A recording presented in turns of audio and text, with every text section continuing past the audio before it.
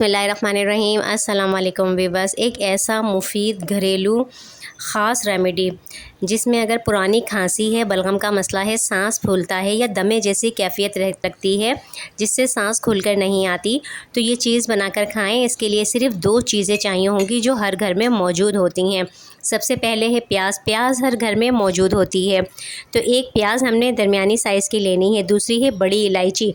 बड़ी इलायची भी हर घर में मौजूद होती है। बड़ी इलायची का हमने छिलका उतारा है और उसके एक बड़ी इलायची के हमने दाने ले लेने हैं। तो प्याज जो होती है कुदरती तौर पर बलगम को तोड़कर ख़ारिज करती है। इसमें मौजूद एंटीबैक्टीरियल जो खुसूसियात हैं गले की ख़राश और फेफड़ों की सूजन को कम करती हैं। दूसरी तरफ जो बड़ी इलायची होती है ये भी फेफड़ों की सफाई करने वाली दवा भी कह सकते हैं इसे। इसमें कुदरती खुशबूदार तेल और ऐसे अनासर होते हैं जो सांस की नाली को खोलते हैं, दमे और सांस की तंगी में आराम पहुंचाते हैं और पुरानी खांसी को कम करने में भी मदद करते हैं। अब सबसे जो तरीक़ा है कि हम इसे कैसे बनाएं, तो 1 चम्मच प्याज का रस हमने लिया है। ये देखिए एक छोटी प्याज है, ना बहुत ज़्यादा बड़ी है ना बहुत छोटी है। ये एक छोटी दरमियानी सी प्याज है। इसको हमने छील लिया। छील के इसका जो जूस निकालना है, अब वो जूस जो है वो ग्राइंडर में भी निकाल सकते हैं, मगर उसमें क्या करना होगा, हमने उसमें पानी मिलाना होगा। तो ग्राइंडर को रहने दें। इसका सबसे आसान तरीक़ा है जूसर में निकाल लें, और उससे भी आसान तरीक़ा है कि ये आप इस तरह ले लें और इसमें इस तरह प्याज को मैश करें। प्याज बिल्कुल जब बारीक बारीक इस तरह से मैश होगी तो इसमें जो जूस है वो अलग गिरता जाएगा और उससे ये फ़ायदा होगा कि हमें जो गाढ़ा सा पेस्ट है हम उसको भी अलग कर लेंगे और ये बिल्कुल इंतहाई बारीक भी हो जाएगा। ये प्याज देखें आपके सामने फ़ौरन ही हो गई है। अब इसका जो गाढ़ा सा बुरादा था इसको मैंने हाथों से ही मसल के साइड में कर दिया और 1 चम्मच भरकर प्याज का खालिस जूस हमें मिल गया जो हमने बग़ैर पानी मिलाए बनाया है। अब ये 1 चम्मच भरकर जूस है, बस समझ लें आप कोई भी प्याज लें, 1 चम्मच आपको प्याज का रस चाहिए।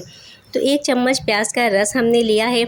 उसको किसी भी छोटे बर्तन में डालें जिसमें आप भगार वगैरह लगाते हैं ताकि वो ज़्यादा जले या ख़राब ना हो। उसके बाद ये जो रस उसमें डालकर ये इलायची के दाने हमने जो निकाले थे वो भी इसमें डाल दें और बिल्कुल धीमी दम वाली आंच पर इनको पकाते रहना है। ये इस तरह पकाना है कि गाढ़ा सा पेस्ट बन जाए।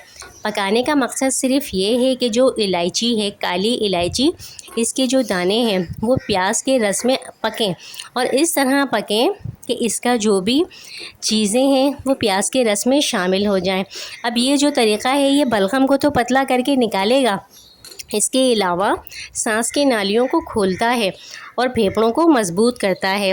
वो लोग जिन्हें टीबी हो गई हो वो भी इसको इस्तेमाल करें तो उनको सांस का मसला हल होगा, उनके फेफड़े मजबूत होंगे और उनके लिए सांस उन्हें खुलकर आएगी और बलगम जो है कम होगी। और वो लोग जिन्हें मौसमी खांसी, मौसम की वजह से खांसी हो, पुरानी एलर्जी हो या दमे के मसाइल हों, ये उनके लिए भी फ़ायदेमंद है।